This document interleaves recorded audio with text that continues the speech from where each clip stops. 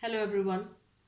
Today we are going to start with the first chapter of history, that is the First War of Independence, the revolt of 1857.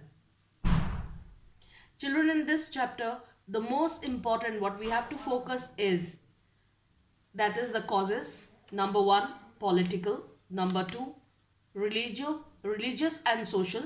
Number 3, economic. And number 4, military. In the military, there is one more important thing that you have to keep in mind, that is the immediate cause. When we study about the causes, the most important, the first one is political causes. Children, we know that when the Britishers came to India, they came as traders. But initially when they saw the political weakness of the Indians, they took the advantage and started setting themselves as rulers. For almost about 100 years, they exploited India. There were various causes, and the most important, the first one is the political causes.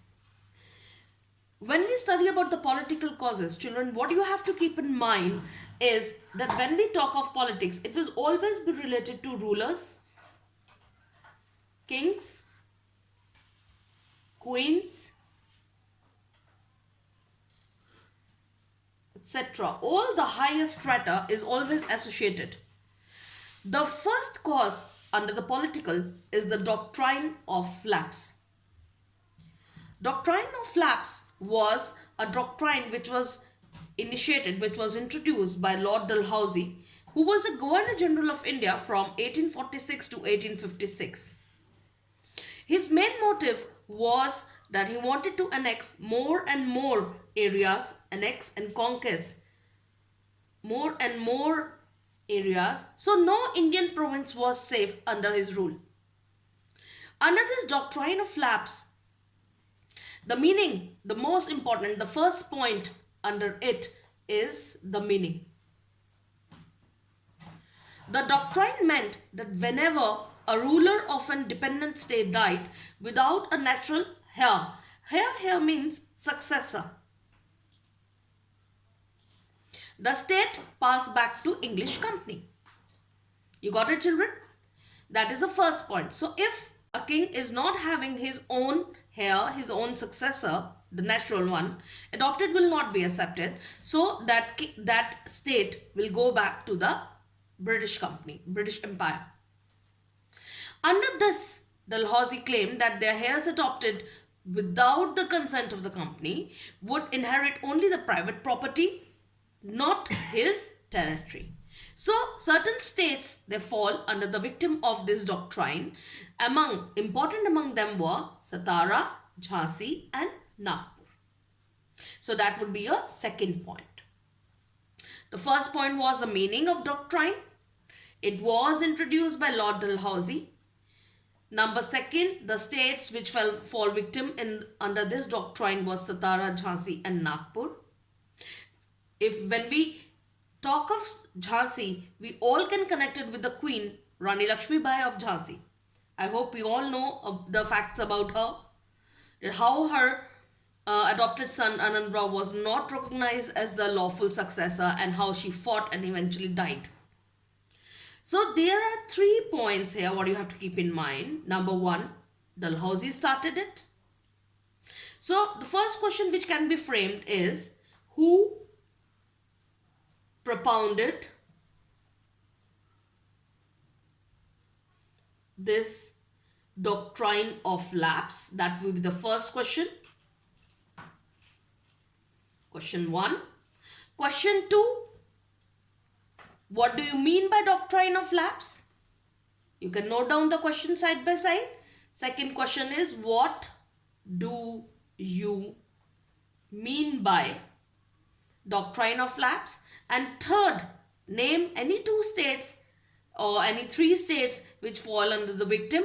They were Satara, Jhansi and Nagpur. So that is the first political cause, that was doctrine of lapse. The second political cause is the discourtesy to the Mughal emperor. Children, at that point of time, the last Mughal emperor was Bahadur Shah II or Bahadur Shah Zafar. He was a ruler, but only for the namesake. He was not at all powerful, and even devalued by Lord Dalhousie when he announced, and that is your first point of this heading, that is, he announced that on the death of the king, his successor would have to leave the imperial palace, that was the Red Fort where they used to live. So the first point is that Lord Dalhousie said that after the king dies, their successor would leave the imperial palace, that was a Red Fort. And the second point is when Lord Canning declared that after Bahadur Shah Zafar, even his successors would not use the title of the king. They will not be allowed to use the imperial title. So in this point in this topic we have 2 points, that is what Lord Dalhousie said, and second what you have to keep in mind is what Lord Canning declared. Now the third heading, the third point, the third political cause is treatment meted out to Nana Sahib. Children, Nana Sahib was the adopted son of ex-Peshwa Bajirao II. When we study about Lord Dalhousie, we have studied that he said that the adopted son would not be given the empire. And second thing, similarly with that concern, Nana Sahib empire was also taken. He was only permitted because he had inherited enormous wealth. So even he was refused the pension.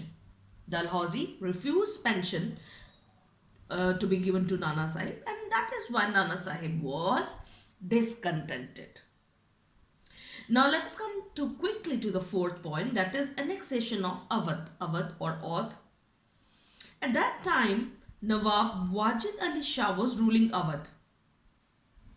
Britishers alleged that Awadh was not being managed well. So on the pretext of misgovernment, Awadh was taken.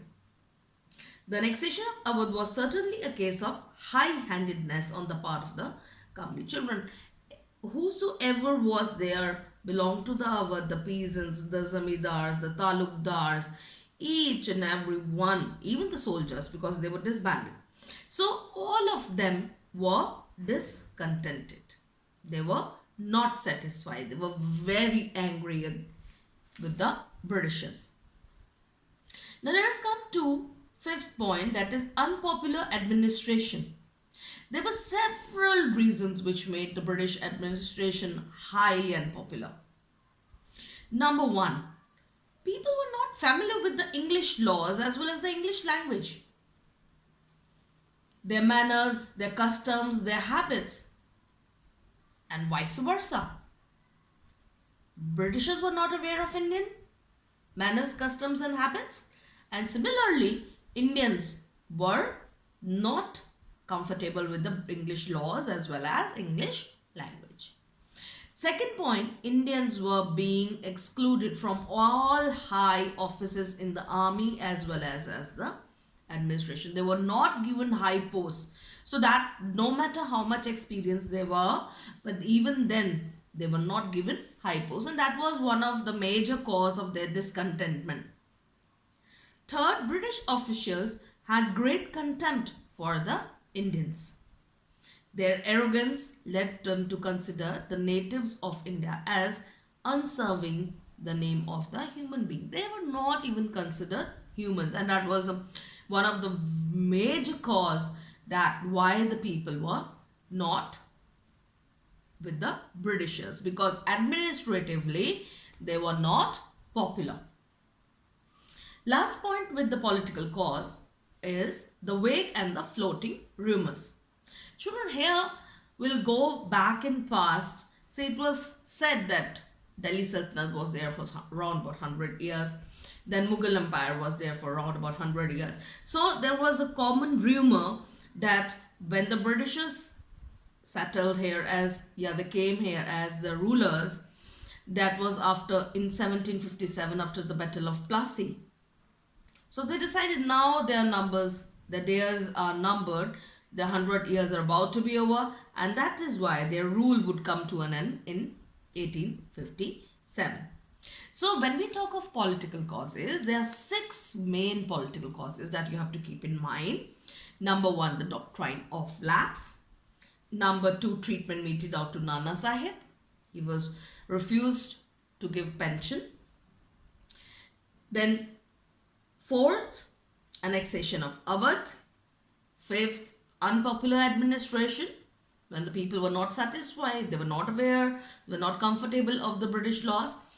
6th, the vague and floating rumors, and here I have skipped one point and I'll add, that was discourtesy shown to the Mughal emperor, who was Bahadur Shah Zafar or Bahadur Shah II. Now let us quickly come up to the second causes. That is social and religious causes. Number 1, we have studied about the political causes. I have told you the shortcut, that is, it will be related to people. It will be related to kings, queens, administration level when we talk of political. Now second cause is religious and social. Religious, when we come up to this term, it means dharma se related, regarding with religion.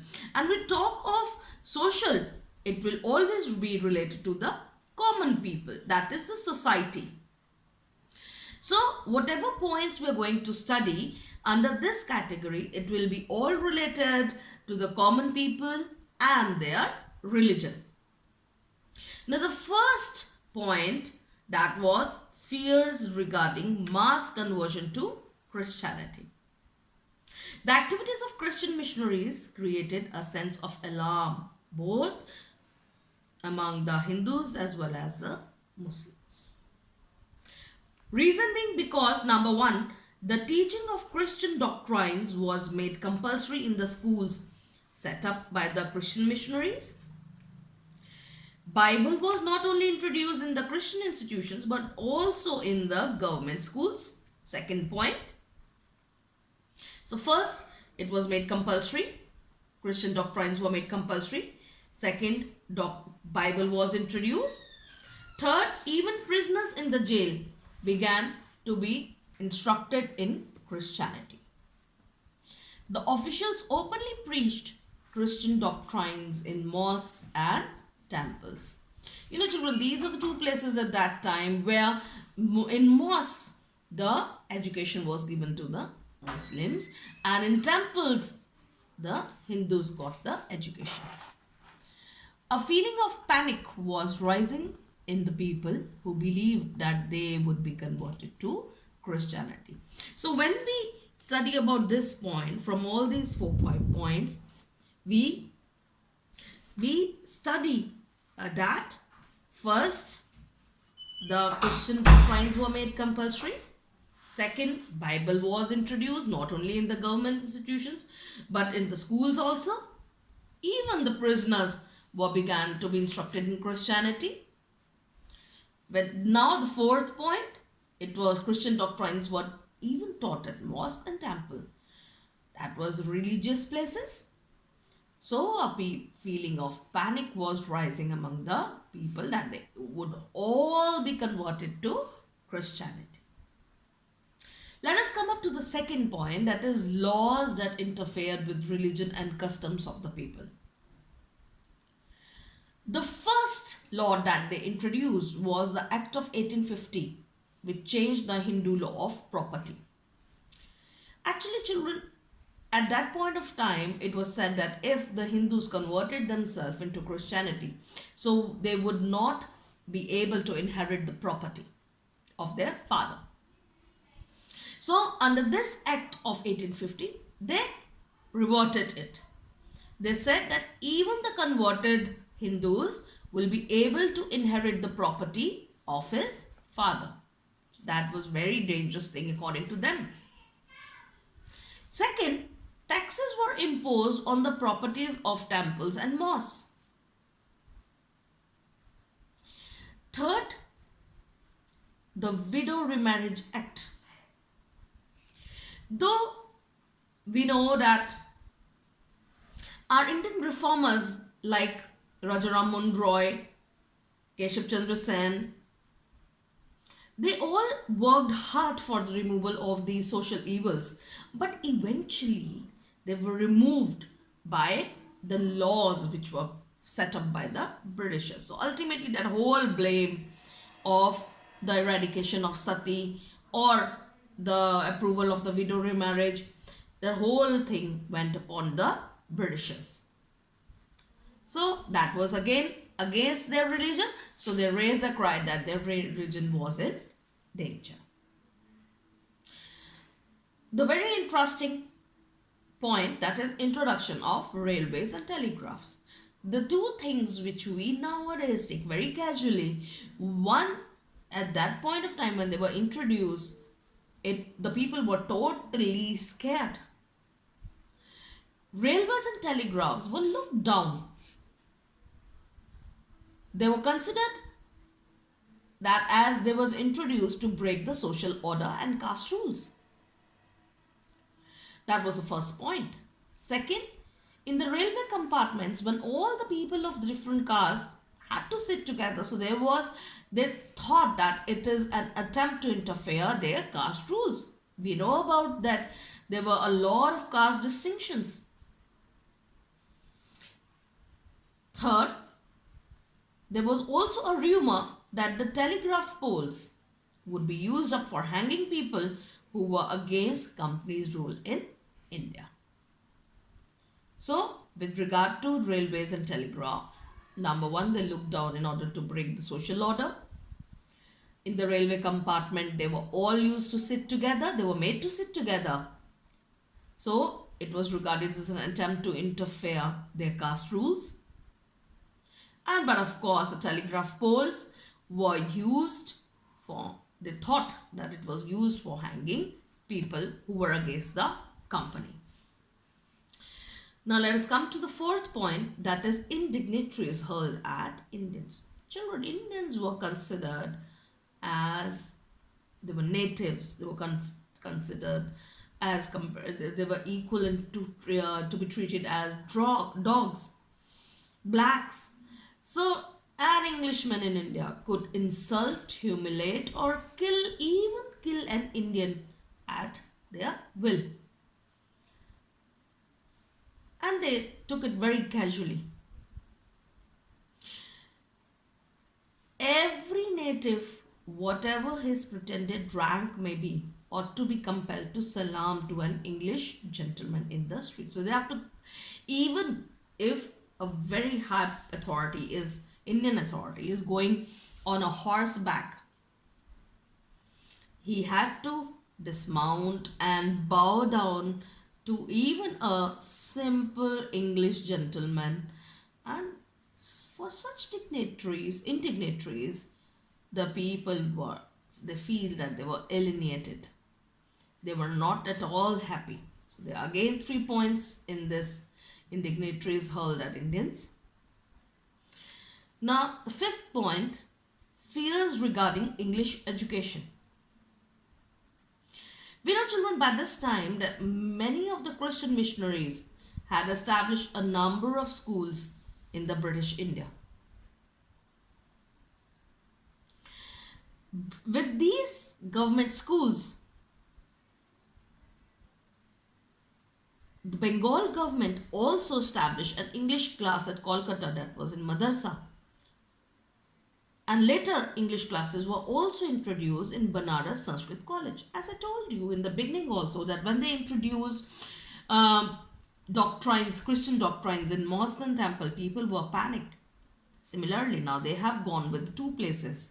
Number one, an English class in Kolkata Madrasa and in English classes in Bengal Sanskrit College. So that was a step which was not liked by Indians at all. But shifting of emphasis from Oriental learning to Western education was not well received by the people, especially the Pandits and the Maulvis. But of course, their worksphere was interfered. They saw it an attempt to discourage Islamic and Hindu study. So that was a major reason why the people did not want to be Christians. They did not want Christian doctrines to be taught. Once again, we'll quickly recapitulate. Number one, when we talk of religious and social causes, what you have to keep in mind is dharma and common people. So let's come up to the first point, that is fears regarding mass conversion to Christianity. Second, laws that interfered with the religion and customs of the people. There are three things that you have to keep in mind. Widow Remarriage Act in 1956, Sati also. And they were against female infanticide also. Third point, introduction of railways and telegraphs. Fourth, that was indignatories hurled at Indians, how they were humiliated, how they were insulted. And fifth is the fears regarding English education. When it was introduced in madrasas as well as the Banaras Sanskrit College, the people were not at all happy, especially the Pandits and the Maulvis. So if we keep in mind the religious and social causes, we'll keep this thing is also in our mind, that all these points are with regard to common people and how the religion was infused. Now let us quickly come up to economic causes. That is the third category. When we talk of economic causes, first point, economic will always be related with money part, that you have to keep in mind. So all the points will be associated with the money, directly or indirectly. First is the ruin of trade and handicrafts. किस तरीके से हमारा trade और handicrafts जो common people थे उन लोगों को इफेक्ट किया. See children, Indian silk and calicoes was very popular in England. When they had this industrial revolution there, so they were totally against, because they wanted to promote their own goods, Indian goods, but of course was at its best. So an act was passed in 1720 which prohibited the use of Indian silk and calicoes, cotton, malmal ka kapda. The British rulers deliberately crippled Indian crafts and arts and craft. How? That was the first point, that they made an act that they will not be prohibited. They will be prohibited. They will not use it. And second is that heavy duties on Indian silk and cotton textile in Britain, 70 to 80% destroyed those industries. So heavy duties, heavy taxes were imposed on it. And whereas on the other hand, the British goods which were imported into India were at a very nominal duty. So even if the goods were sent abroad, especially to England, the people would not be able to purchase, because after so much taxes involved on it, duties involved on it, that the price automatically would rise. Now, by the middle of 19th century, export of cotton and silk goods from India practically ceased. धीरे धीरे धीरे धीरे ये कम होने लग गया, बहुत कम. The art of spinning and weaving, which for ages had been given employment to thousands of artisans, became extinct. Simple सी बात है, when our goods will not be purchased outside, when heavy duties will be imposed on them. But of course, the artisans indirectly, they will be affected. They will not get employment. And you know children, the manufacturing towns of Dhaka, Murshidabad and Surat were helpless and desolate. बिल्कुल खत्म हो गए, shattered. Now let us come to the next point, that is impoverishment of the cultivators. We know that at one point of time, the zamindars and landlords used to collect the revenue also. But with the permanent settlement that happened to be in 1793, it made zamindars the absolute owners of their estates. They had the power to even eject the cultivators if they could not pay the dues. But it remained restricted to Bengal, Bihar and Odisha regions only. The Mahalwari system was prevalent in the central India, Gangetic Valley and Punjab, the middle portion. In Bombay, Mumbai Presidency and parts of southern India, peasants continued to pay revenue to the government. But the British revenue officers were very strict in the revenue collection. Almost half of the net produce was claimed as land revenues. Whatever they used to produce, suppose they used to produce 2 sacks of grains, so one was taken as revenue. And if we see this division on the map of India, if I divide it like this portion, the Bengal, Bihar, Orissa, here we had permanent settlement. The central India, Gangetic Valley and Punjab, this region, we had Mahalwari system. And in the southern Bombay and southern India, there the Britishers used to collect revenue. So this we have to keep in mind. So first point here, that was permanent settlement we have to keep in mind.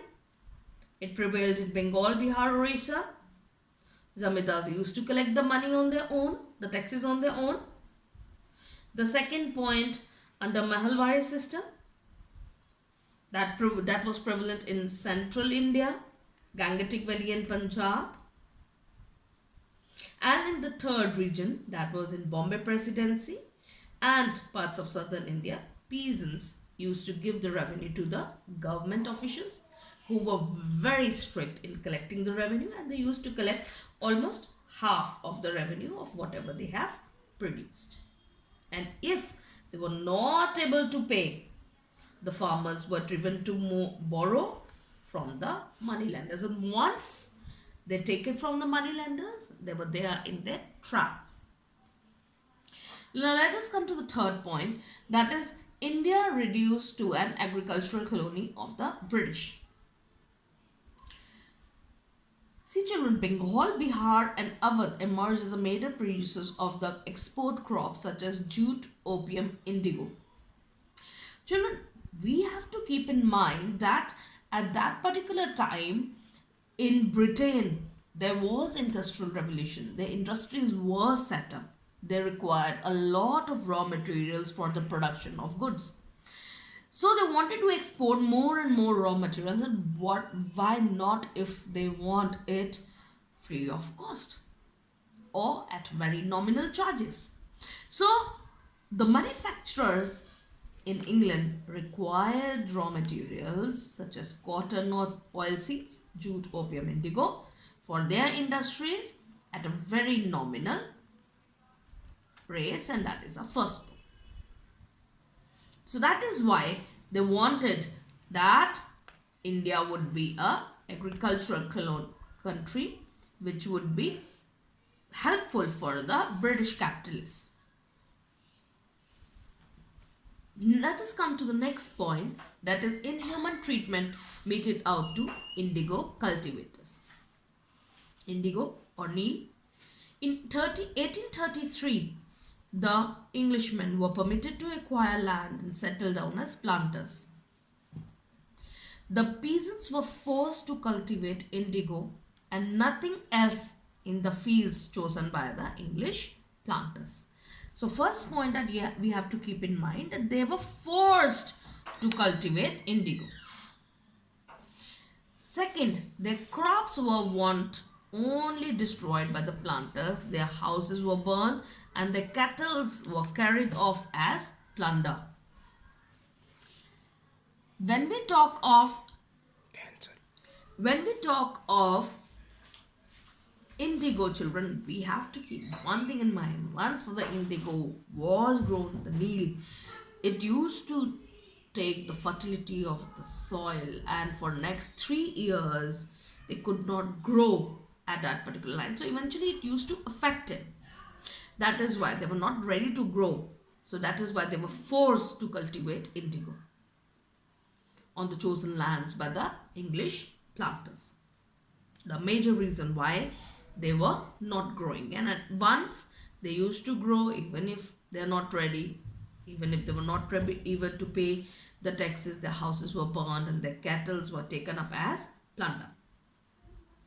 Now let us come to the next point, that is annexation of rent-free lands and estates. You know, children, at that particular point of time, we have to go a little beyond this. That is, eventually in the beginning, when the kings and or the princes used to be very happy, or they at some point of time used to give lands as when they were very happy as a prize, or so for that particular land they were not having any title deeds. And in this Inam Commission, they appointed an Inam Commission in 1852, in which they said that the owners of the large estates had to show their title deeds. So there were many landowners who had got the lands as gifts. Now they could not produce the title deeds. That was a major reason that the aristocrats were not at all happy, because once they were not able to give the title deed, their land was confiscated. They were annexed. So the landed gentry, talukdars of Awadh, they faced a serious hardship after the annexation of Awadh, because most of them were deprived of their estates. So the sprouted aristocracies, zamindars, they were reduced to beggary and servitude. They were reduced to beggars because their maximum land was taken, as they were not able to show the title deeds. Children, one thing we have to keep in mind, that here this is associated with money, economy part. So when the artisans' products are not purchased, so they lost their jobs. It means the loss of livelihood. Millions of them lost their jobs. First point. Second, we know that when they introduced Western education, it means it would affect Pandits and Maulvis. Third, there was, after the annexation of many of Indian states, Satara, Jhansi, Nagpur, ye to hame pata hi hai, as well as Awadh, there were many others. So even the thousands of local natives, they had the loss of livelihood. So that was a loss of livelihood for them, for many of the Indians. Let us come to the next point, the last point of economic causes, that is big famines. See, children, the life was very hard even if the normal crops were there, because they had to pay half of the produce as land revenue. Now, इसके ऊपर अगर सूखा पड़ जाए, जब land में कुछ भी ग्रो ना हो, कहाँ से वो टैक्स भरेंगे, कहाँ से अपने लिए रखेंगे, कहाँ से वो कुछ खाएंगे. So that was a major difficulty at that time. So the big famine of 1837-38 made people desert their villages and wander in search of food. Children, even children at that point of time, mothers used to sell their children for a few days food. So we can very well understand their pitiable condition. And government could lessen the problem, but they were not willing to do it. So that was one of the major reasons why the people were discontented. They were taking the money, they were taking the land revenue, but when there was crisis, they were not doing any sort of help. They were not giving any relief to the people. Now let us come to the fourth and the last category of the causes, that is the military causes. See, children, one prospect we have studied, that the Indians were not given high posts. So the first thing what you have to keep in mind is Indians their position was very poor. So they were not given high salaries. They were given very low salary and poor prospects of promotion, because high ranks were all reserved for the British. No Indian was given. They could not rise above the rank of Risaldar or Subedar. That was a maximum to what they can reach up to. If we see, if you have gone through Dr. B.R. Ambedkar's life, his father was also, he was at the rank of Subedar. The maximum pay that a Subedar of an infantry could expect was less than the minimum pay of a raw recruit. Means a very experienced person getting very low salary as compared to a fresh recruit. So that was very disheartening for them.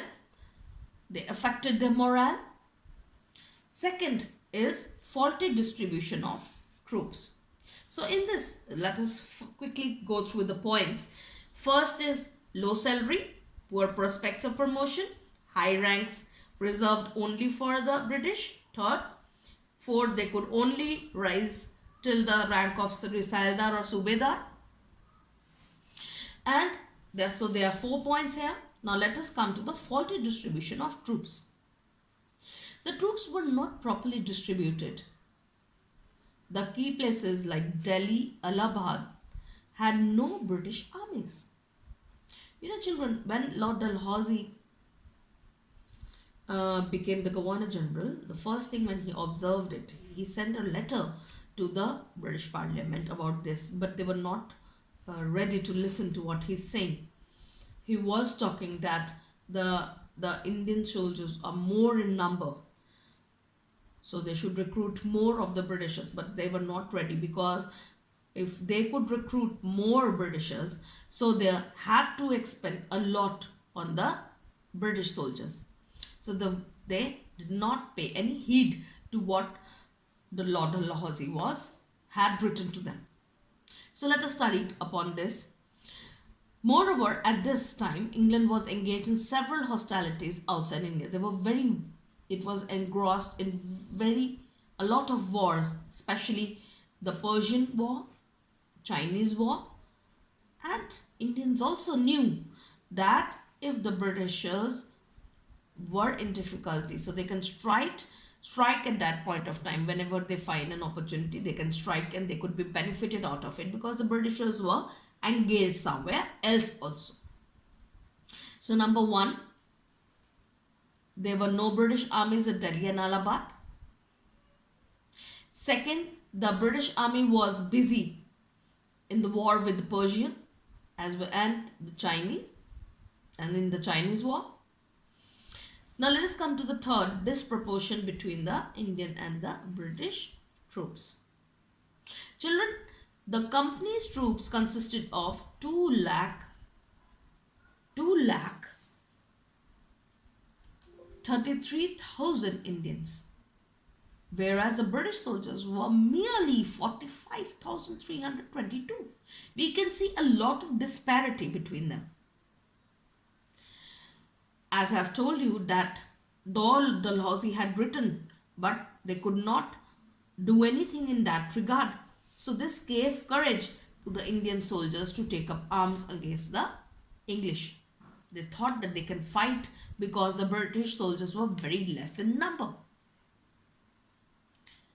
So first point here, that is the number of the troops. There was a lot of disparity. Indians were more, 2,33,000, whereas British soldiers were only 45,322. And second thing, when there were no more English soldiers recruited, so this gave courage to the Indian soldiers to take up arms against the Britishers. Let us come to the next point, that is social distance between British officers and Indian soldiers. The officers treated their soldiers like menial servants. We know, I have told you also, there were a lot of indignities hurled at Indians. People were humiliated. They were considered as slaves, dogs. So the soldiers, on the other hand, were experienced men who had conquered for their masters kingdom after kingdom. We know that after Raja Ranjit Singh's death, Punjab was the last region to be conquered. So when they could do it for the Britishers, why could they do it for themselves? So that is what they wanted. In one of the proclamations, they said, "What has been the return for the blood that we shed? Only that the British spoiled our people and degraded our princes." So they wanted that whatever they have done for them, now they wanted to do it for themselves. They wanted to take the area back from the Britishers. So again, 2 points here. 3 in fact. They Punjab wala point bhi hai. Soldiers, Punjab, as well as how they spoiled. Now let us come to the 5th point, that is discontent and dissatisfaction in the Bengal army. The name Bengal army was a misnomer because Bengal had nothing to do with personnel of the army. The sepoys and the officers of the Bengal army were mainly high caste Hindus. During Anglo-Afghan war, they had to cross a Sindhu, and at that point of time, Sindhu means sea or ocean. So, and in Indian religion, it was said that they should not cross any Sindhu because it was against their religion. So, the idea when they had to go to the Anglo-Afghan war, they very much disliked it. So, some Bengal regiments refused to serve in Sindh till extra allowances were given. Children, in that Afghan war, it was a failure for the British viewpoint because number one, they had wasted a lot of money and resources. Even then they lost the war. British gained nothing. And one thing, they did not gain anything. And the second thing is that the war exposed their weakness also. This increased the self-confidence. They knew if they charged at this point of time, they would be benefited. Now next is General Service Enlistment Act.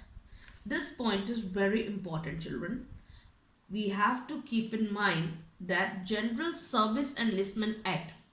See, this point is linked with the previous one when we have studied that when the soldiers of the Bengal regiments, they refused to go and cross the Sindhu or ocean. So in this act, it provided that all recruits of the Bengal army should be ready for service everywhere within or outside the India. Means wherever they are recruited, inside or outside India, they had to go and serve. That was an alarm in the minds of the personnel of Bengal army because the people were not at all, especially the soldiers, were not at all happy with this. Now let us come to the immediate cause. This can be asked separately also. So this point is also very important. That is the immediate cause. That was the introduction of Enfield rifles. Children, the immediate cause of revolt of 1857, what you have to keep in mind is the introduction of Enfield rifles. These rifles, we have to keep in mind is they were used, the cartridges which were used in these Enfield rifles were greased with the fat of cow and pigs. And we know that गाय को हम बहुत पूछते हैं, Hindus especially. So cow is considered very sacred for Hindu, and Muslims consider pigs as unclean. They don't even speak the name.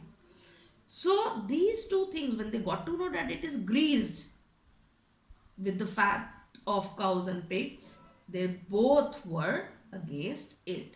And this was a rumor when it spread. So whole Bengal army was seized with panic. So that is the third point. So with this, we end up with this session. That was the causes of revolt of 1857. First, we studied about the political causes. Second, we studied about social, religious and social causes. Third, we studied about economic causes. Fourth, military causes. And the most important was the immediate cause, that was the introduction of Enfield rifle.